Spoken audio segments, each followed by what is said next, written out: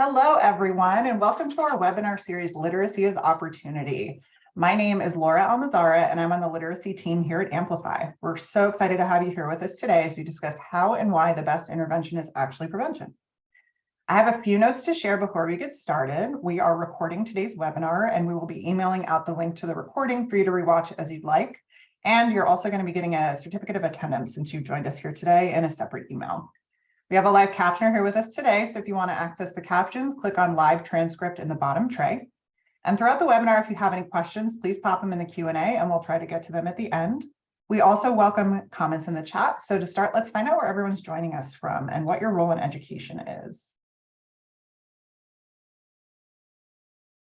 I know I am joining from sunny Phoenix. Had some mild spring weather lately, which has been very lovely for me.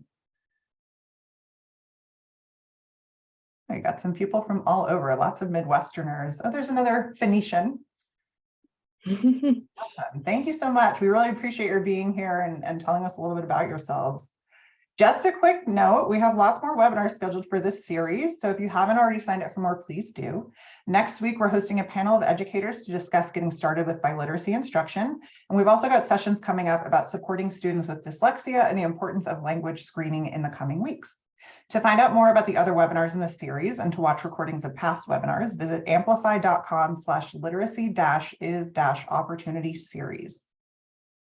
And thank you so much for joining us here today. We're so excited to have Danielle Damico with us. She is the Executive Director of Learning Science here at Amplify, and she's going to be talking to us about how we can build a literacy system that sets students up for success from the start. Welcome, Danielle. Thank you so much, Laura. I'm so excited to be here and that so many of you are joining us today. I'm joining you from sunny Kissimmee, Florida. I've moved around the country though, so seeing lots of people from lots of different places where I've lived before, so nice to have you here.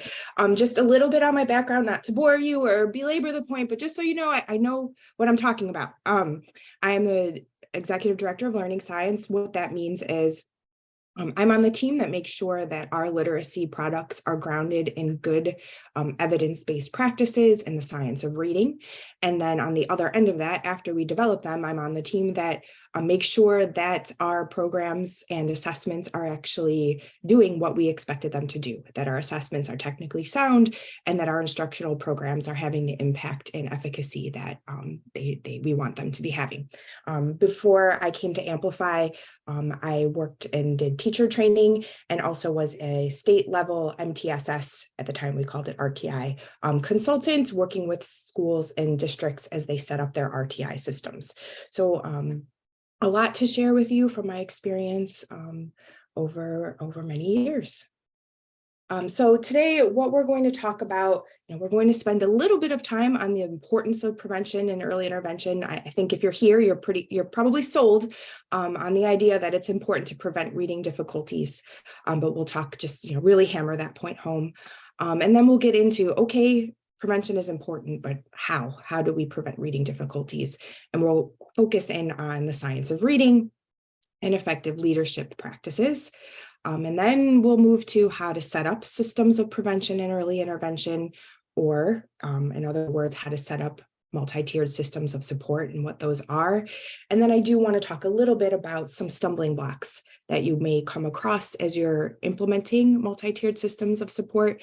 And I want to spend a little bit of time there because I'm sure many of you are saying, we've heard this MTSS term before, we did that, we're moving on, it didn't work, we tried it, etc. So I want to really kind of break that down and talk about some places where there might have been some hiccups. So like I said, we're going to start with the importance of prevention and early intervention. And I'm sure you've heard all of these things before, but it's so important to recognize that reading trajectories are established early. So we have so much research showing that if students are not successful readers by the end of first grade, they're not on track to be successful at the end of elementary school. And we know what happens when students aren't on track at the end of elementary school. That puts them at risk for dropout later in school. There's all kinds of, really disheartening data on the impacts of not being a successful reader early.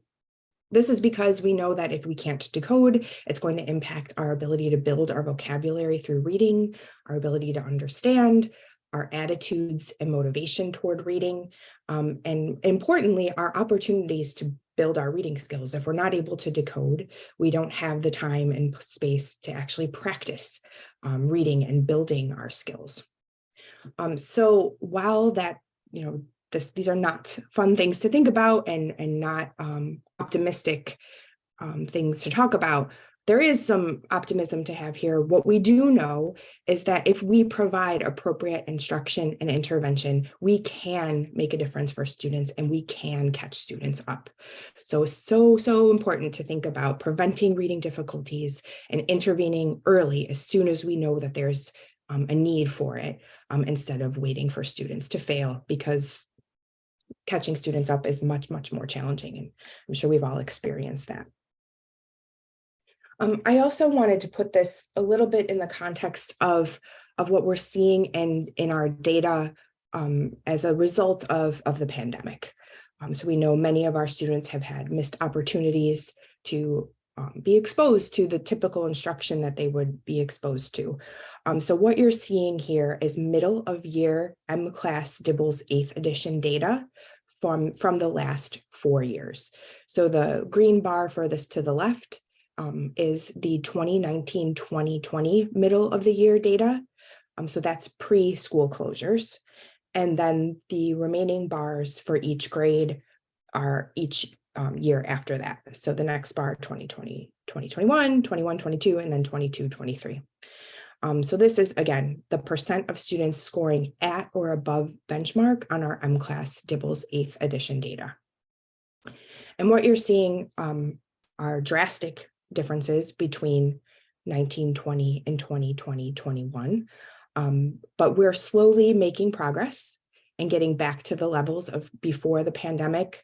But I'm sure you notice we're not back to the pre-pandemic levels.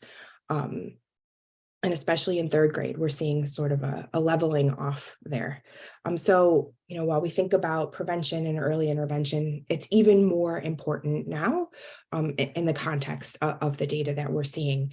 And also want us to think about these percentages as a whole, and how we really need to focus on prevention for the whole system, or we're going to talk about it in a little bit, focus on our core instruction, because we have a lot of students, on the flip side of this, who are not ready for core instruction, who need some additional support. So an Amplify webinar would not be complete, I don't think, if we didn't talk about the science of reading and ground that in the simple view of reading. So when we think about how do we prevent and intervene early, for students, we have to think about, what does the science of reading say? We know that the simple view of reading shows that successful reading requires language comprehension and word recognition. We need both skills in both of those areas. As it says on the quote there, no reasonable proponent of decoding has ever equated decoding and reading, for we recognize that what is decoded must also be understood. So it's so critical for us to build those word recognition skills, but to also be focusing on language comprehension. And I want you to notice that it's a multiplication sign there. It's not additive. We're not adding these two things together. We're multiplying them together. They interact with each other. They build on each other to get us to skilled readers. We can break down the simple view of reading even more. This breaks down word recognition, and I'm sure most people are familiar with what's required to accurately and fluently recognize words, that being phonological awareness, decoding, and sight recognition. I also think it's really important for us to break down what language comprehension means. Language comprehension is about building knowledge and specialized knowledge in vocabulary, understanding language structures and grammar, being able to reason and make inferences, and then understanding how text works, or that literacy knowledge.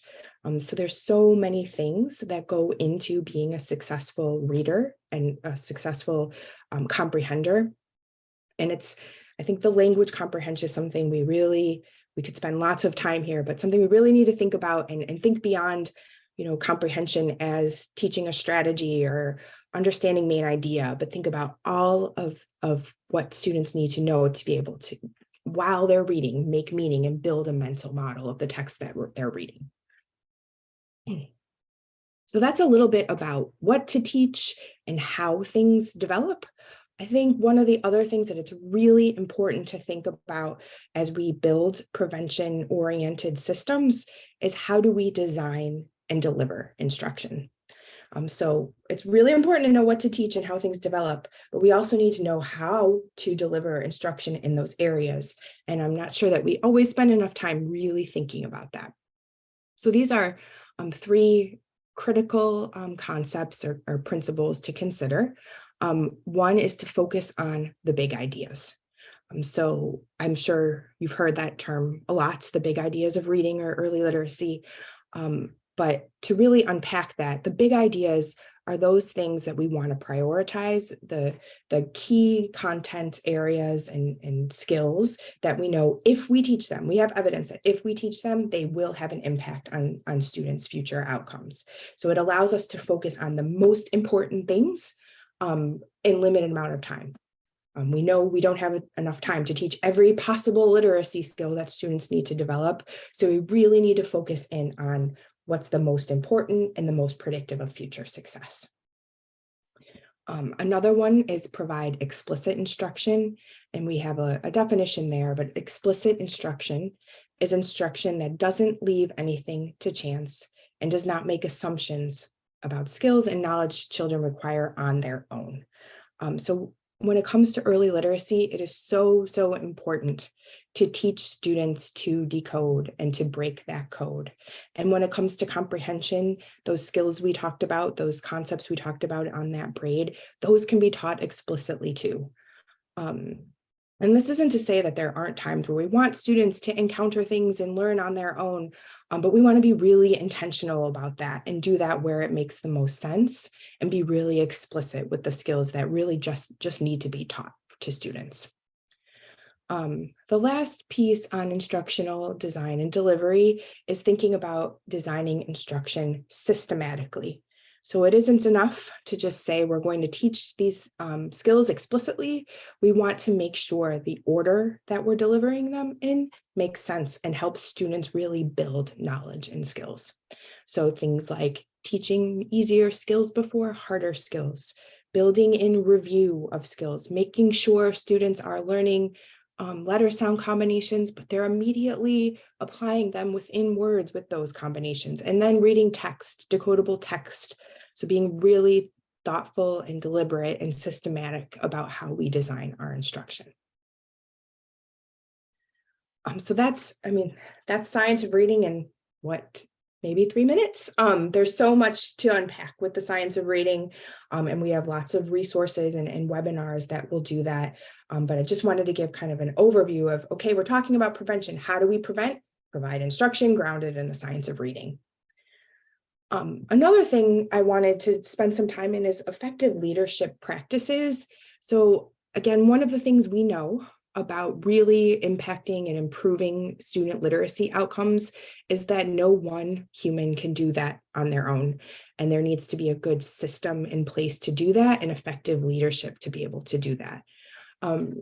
So what we did was talk with and visit schools who had students who were, or percentages of the students who were reading on grade level by the end of second grade were significantly higher than other schools that we work with.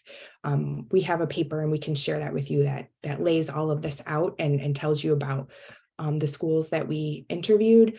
But these are the key practices that were very clear across the schools that are really achieving the best outcomes for their students.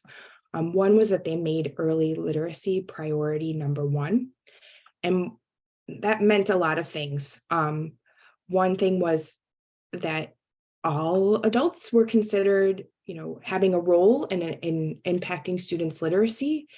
It was about making sure that time which goes into the next one. Time for reading instruction was treated as sacred. There were clear blocks for literacy. Those were oftentimes early in the morning, because we know that's when our students are their freshest. Just literacy was prioritized, in some cases over other subject areas, if required. Effective leaders also empower teachers to own and lead intervention and start early for the swiftest results. So again, like we've been talking about, really focused on prevention, giving teachers the power to lead and determine their interventions and how they would work. Another thing that was part of this was ensuring that interventions were systematically tied to and coherent with the core instruction that teachers were providing. So that's why it was so important for teachers to play a role in interventions, so that that system of instruction that was being provided was coherent. Effective leaders monitored processes and data closely. So it wasn't enough to just put systems in place. They looked at the data, they made sure things were actually working. And then one thing I think we often don't do enough is sharing data with students in a student-friendly, student-appropriate way. So helping students understand their literacy and how they're growing and the strides they're making in becoming readers. Another thing that I really want to focus on, and I think is something that is implied, but that we don't really spend enough time with, is the assumptions that we have when it comes to really saying we are going to prevent reading difficulties. So there are, going into this, it's really important that we have some beliefs, or we really think about the culture of our school and how we think about literacy as a whole. So like we're talking about, what we know is that prevention and early intervention are critical. Instead of coming at literacy as we can wait and see if the students will catch up. Developmentally, they're not ready. We have a lot of data on what students should know by when. So we don't want to wait and see when students are demonstrating difficulty. We want to catch them early and provide supports as needed. There are plenty of things where waiting and seeing does make sense. I'm thinking about potty training my 2-year-old, and she's not there. And no amount of explicit instruction at this moment is going to make that happen. But with literacy, we know the time and when to provide that instruction for students. Again, it's an assumption, and we just want to make that assumption real and say it out loud, is that reading is challenging instead of reading is a natural process. So we know reading is not a natural process. Our brains were not wired to read. Writing was invented in the not so distant history. So we have to actually provide the explicit instruction needed to help our brains be able to read. And there's so much research on that. As we were talking about, instruction grounded in the science of reading is most effective, versus an idea that there are many ways to teach reading and we should choose ones we like, or ones that feel good, or ones that worked for one student in the past. We really want to focus on the science of reading as a starting place. And then this one is just really a big, important one, that student reading is alterable and can be impacted and accelerated through effective instruction. We have the power through instruction to change outcomes for students. Instead of coming at reading and reading instruction as student reading is a stable trait, it's a product of variables we can't change in school. So, I've been in many conversations, and I'm sure I've said these things myself. I don't know, his family doesn't support him at home, or his brother was not a great reader either. And, his sister, her too, but none of those things, that's not under our control. What is under our control is the instruction that we provide, and we know we can have an impact on student outcomes through instruction. So again, these are all probably seem very obvious. I think it's important to think about these things out loud and ensure, as a group, we're aligned in these beliefs. So we've talked about the science of reading. We've talked about effective leadership practices. We've talked about some core beliefs. You're saying to yourself, this is supposed to be a workshop on MTSS. Here we go. MTSS really is the place where we put all of these things together. It's about creating a proactive and preventative framework to maximize student achievement. And it includes database decision-making to impact students and program improvement, high quality instruction and intervention. And it has 4 essential components: screening, progress monitoring, multi-level prevention, and database decision-making. So we're not going to spend time unpacking all of these, but when we're thinking about really setting up a system to be prevention focused that incorporates the science of reading and incorporates those strong leadership practices that we know about, we'll kind of unpack that multi-level prevention system and screening. Want to be really clear that MTSS, or multi-tiered systems of support, is about creating an infrastructure or a system to support literacy for all students. So MTSS is not a specific core reading program. It's not a specific screener. It's not a specific intervention program. Now, I have recommendations for all of those things that I think are the most grounded in the science of reading and the most have the most potential for impact for students, but that's not what MTSS is. It's not dictating what programs you select. And it's important to know that each district or school's model may look very different depending on the staff and resources that are available, and most importantly, on the needs of the students. So depending on what your data tell you about the type of instruction your students need, our MTSS model might look very different from the MTSS model that my school implements. But it's all about setting up a system to support students and to prevent reading difficulties from happening. Like I said, we are going to unpack this tiered system of supports. And what you see here is tier 1. That foundation is all about prevention. It's your core instruction. It's the instruction that all, and notice that all is in capital letters there, all students receive. And we're focused on grade level learning and prevention of later difficulties. Tier 2 is intervention, targeted skill intervention. Notice in addition to core instruction. So previewing to some of the MTSS pitfalls that I mentioned, one of the things we see is that sometimes students are provided intervention instead of core, and that's not going to be the most impactful thing to do for students, because remember, the goal is to catch students up. So if we're taking them out of grade level instruction, we're by default helping them to fall further behind because they're missing their grade level instruction. And then there's tier 3, intense intervention. So even more targeted, more intensive for students who are at higher risk. Now, we could have many discussions on what is the difference between tier 2 and tier 3. And that part of that is, it depends on your system and your context.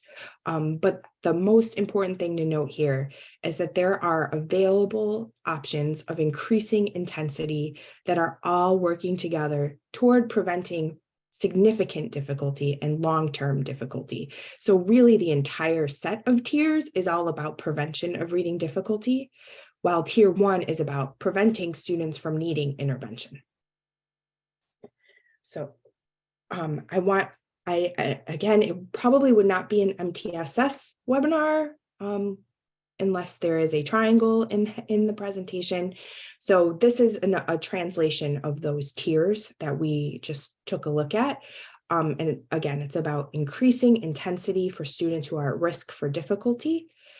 And I really like, hammering this home. Effective interventions at a lower level tier reduce the need for interventions at subsequent tiers. So the more students that we can support with core instruction, the fewer students we need to provide a moderate intervention, and the fewer students we need to provide the intensive intervention. And we can do a much more focused and intensive job when we have fewer students that need that level of support.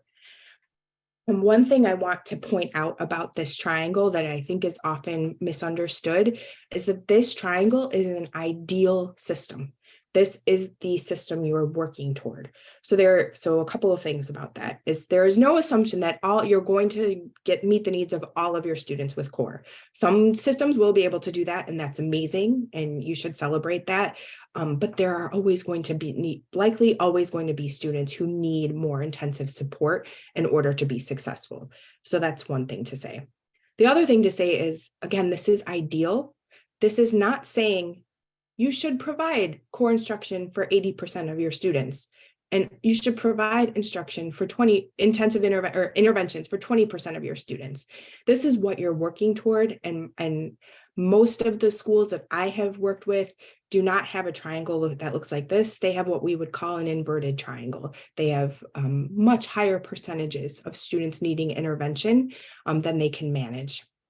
So they're working toward getting to this place.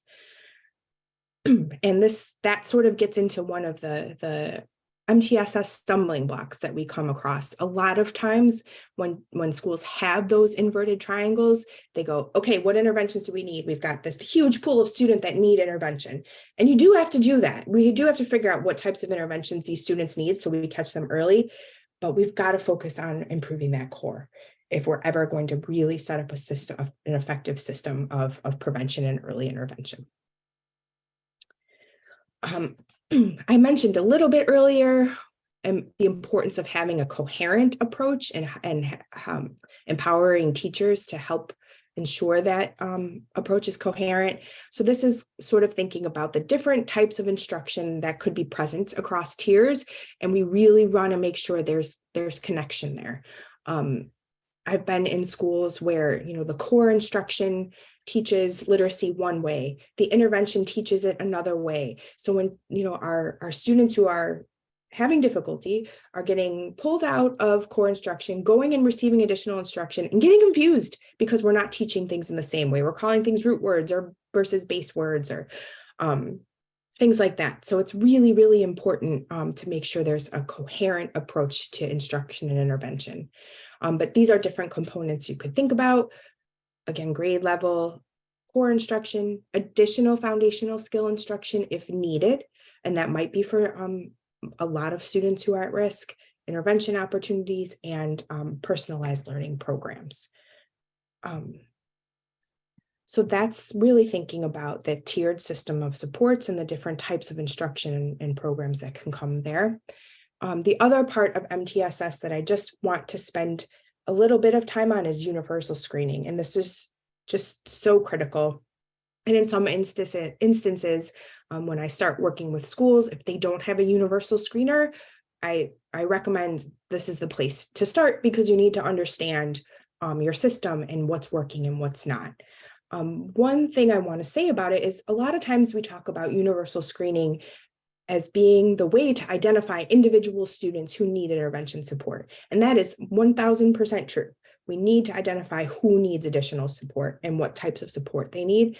But the other thing we need to do with our universal screening data is to use it to evaluate our core instruction. Like we talked about, tier 1 is the foundation. It's the most prevention-focused tier. If we can get core right and meet the needs of as many students as possible with core, we are then minimizing the number of students who need intervention and preventing future difficulty.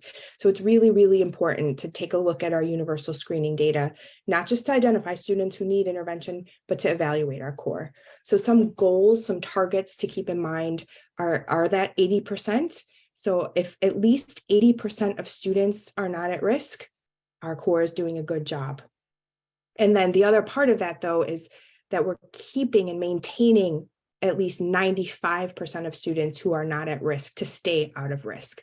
So we don't want to set up a situation where we're doing well with the 80%, but we have this revolving door of students that need intervention and come back to court, need intervention, come back to court.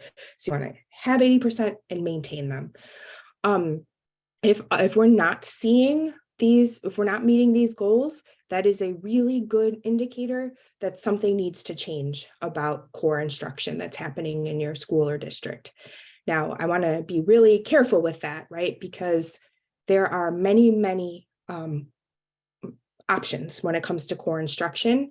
So it is possible that you've chosen a core that is grounded in the science of reading, but you're still not seeing the results that you would like to see. So I would be really cautious. No one is saying that means throw the core in the trash and try a new one.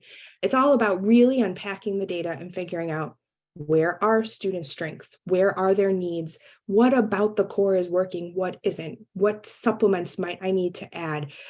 Are we implementing with fidelity? What pieces could be implemented better?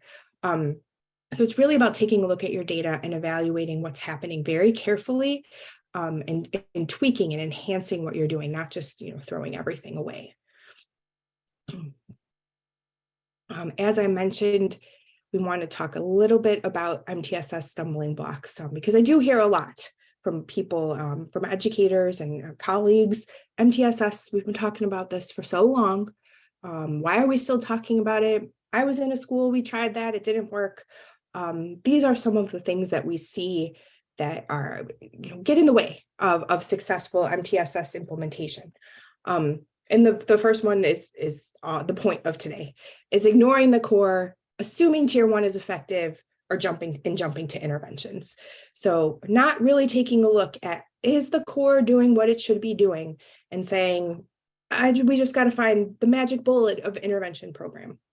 Like I said before, you're going to need intervention programs. We're going to have to do that, but we have to really spend a lot of time making sure our core is grounded in the science of reading, in all the ways we discussed. Another stumbling block I've seen is too much too soon. Implementing it. So the things that I typically advise schools to start with are, like I said before, universal screening and adopting a new core. Adopting a new core is really, really hard. I'm sure I'm not saying anything anybody doesn't know, but trying to add a new core, add a bunch of interventions, add a screening program, add progress monitoring, trying to do all at once can be overwhelming and very quickly leads to people being frustrated, burned out, and saying this MTSS thing is not working. Another key stumbling block is considering MTSS a special education initiative. It might be obvious, but it hasn't always been obvious to people that those 3 tiers of instruction that we talked about are coming in general education. We're not even talking about special education yet when we're thinking about those layers of support that we can provide for students. Now, some places, as we said, MTS models vary depending on context and resources. Some places might say tier 3 is special education.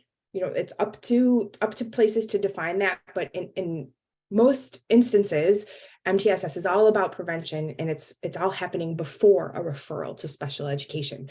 But then when you refer to special education, think about all the amazing data you have about what's worked, what hasn't for students, and the progress that they've made or not made over time. Another piece is on focusing on compliance instead of student outcomes. A lot of times people want the MTSS implementation checklist. I liked a good checklist too, but sometimes then we focus on just checking the boxes instead of saying, wait, how does this practice relate to student outcomes? Let's look at our screening data. What do our students need? Are we providing instruction and support that is matched to the needs of our students? And then again, that compliance, going through the motions and not going back to those beliefs that I mentioned before about really, do we believe and are we focused on prevention of difficulties and teaching students to read and altering their outcomes? Another stumbling block has been implementing classroom by classroom. I have had educators say to me, oh, I do RTI in my classroom. And I understand what they're saying. They're saying they have, different levels of support that they're able to provide for students in their classroom. But if we're really talking about preventing difficulties, we really have to think about the entire system and how the entire school or district is focused on prevention, because that gives us the resources we need to implement well. And then another one, this one, is, again, depends on your data and your context and your program, but modifying programs grounded in science of reading. No program is perfect. And likely we're going to have to make modifications to the programs that we adopt, but we should at least start implementing with fidelity and make sure the modifications that we're making are also grounded in the science of reading.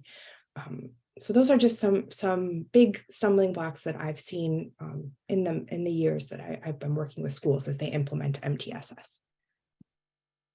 We're just about finished with the presentation, and we'll open up to questions. But I wanted to share with you, we've put together some key principles when it comes to the science of reading. And just to underscore some of these that we've talked about today, science-based reading instruction is a matter of equity.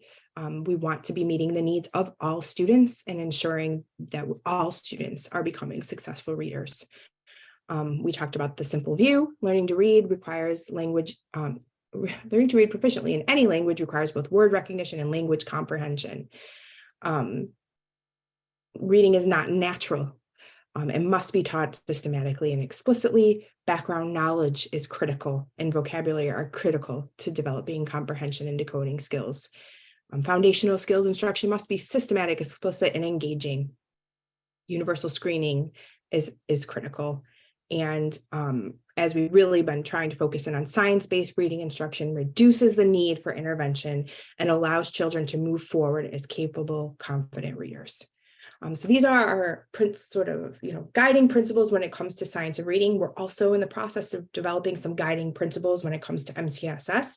So be on the lookout for those. Those are a few weeks out. But that is the end of the slideshow. So I will start trying to go through some of the questions, and thank you. Let's see.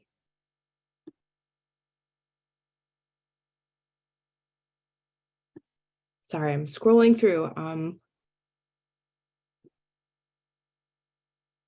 We've got a lot of great comments.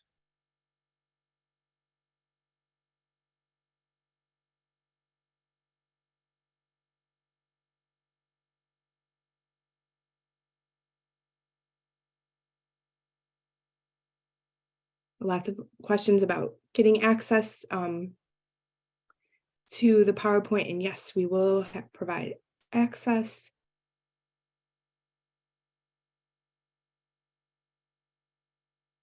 And a recording.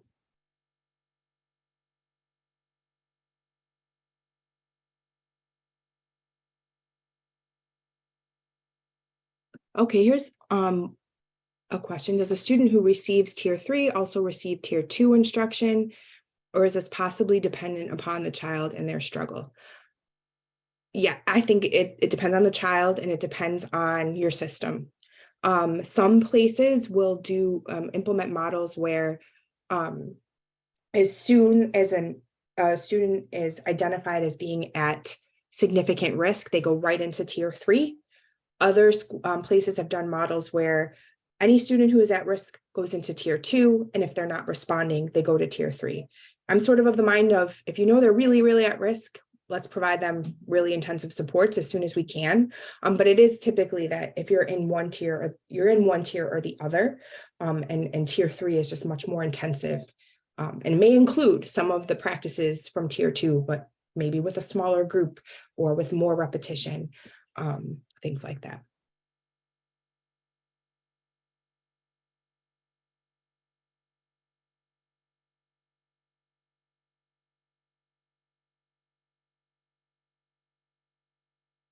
Who typically provides tier 2 and tier 3 support?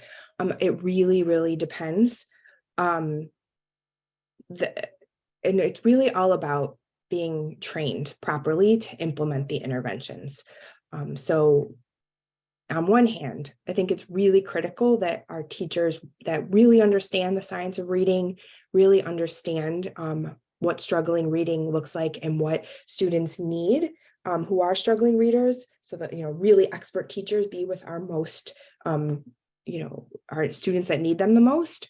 But then I've also been in systems where paraprofessionals have been amazing interventionists. So I really think it's about the type of intervention you're providing, the type of training that people have, and the resources that you have.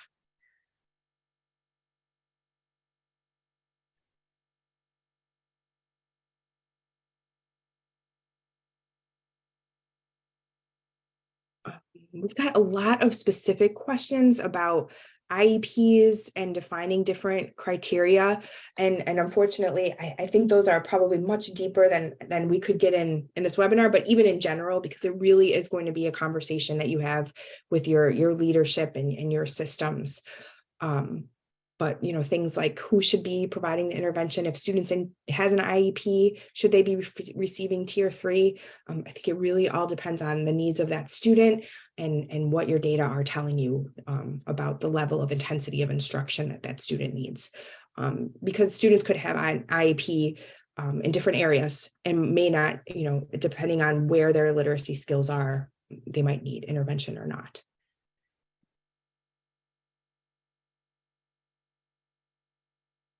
Can I offer suggestions of a literacy screener? I can. I might be biased, but I do believe very strongly in our MClass screener, which is MClass with DIBELS 8th edition. We really feel and have data to show that DIBELS 8th edition really is a gold standard when it comes to universal screening. And then in terms of literacy instructional programs, similarly, I would recommend our core knowledge language arts instructional program. It's grounded in the science of reading and unique in that it focuses not just on developing decoding and comprehension, but knowledge. So I think I would start there. But of course, like I said, I might be biased.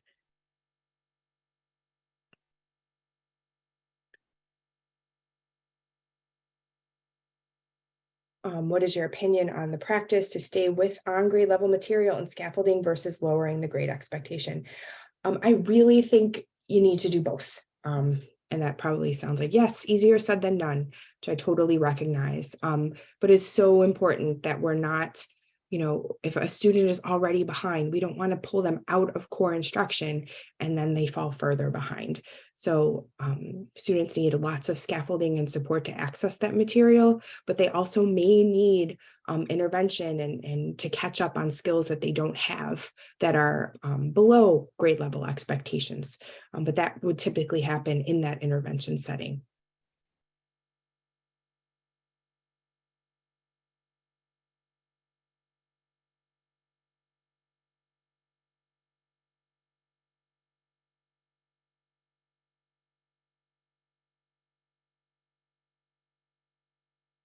All right, I think, oh, never mind, there's more coming in.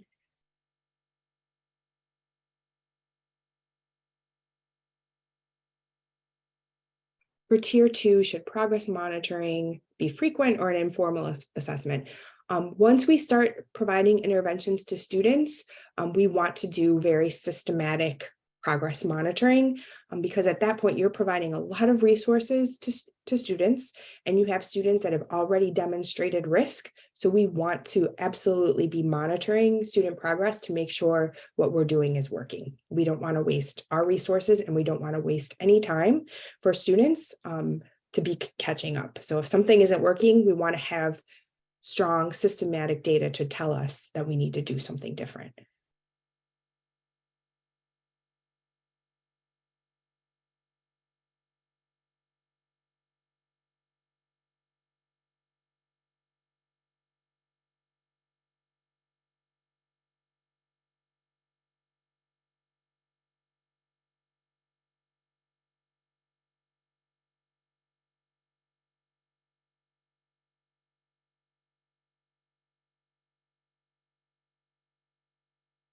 All right, a lot of these questions are really specific and I appreciate them, but I'm not sure I can do them justice in this setting.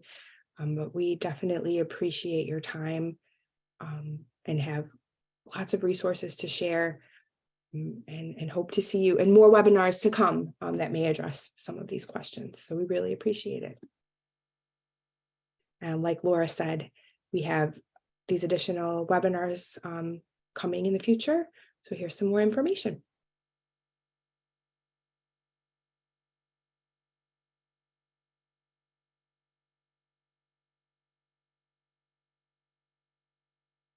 Wonderful. Thank you so much, Danielle. And thank you to all of you. We see all of your questions. We know there's a thirst for more information here. I just popped this in the chat. If you have specific questions about your implementation with Amplify programs or curriculum, please reach out to your Amplify representative. They're going to know the specifics of your situation, so they'll be able to help you out a little bit more directly and efficiently. We really thank you for your time today. I also just want to let you know that over the next few months, we're going to be offering a little preview here. We're going to be offering principles based around the multi-tiered systems of support. So similar to what Danielle showed earlier, the science of reading principles. So we hear your thirst for more information, and we are doing what we can to meet it. If you have other specific questions, you're going to be getting an email in the next few days with the link to this recording. You're welcome to reply to that email, and we'll do our best to help you out. Thank you all so much, and thank you, Danielle, as well. This was an incredible session. Clearly, everyone is so interested in what you have to say and wants to hear more. We really appreciate everyone's time here today. We hope you have a wonderful rest of your week and weekend, and thank you so much. Bye-bye.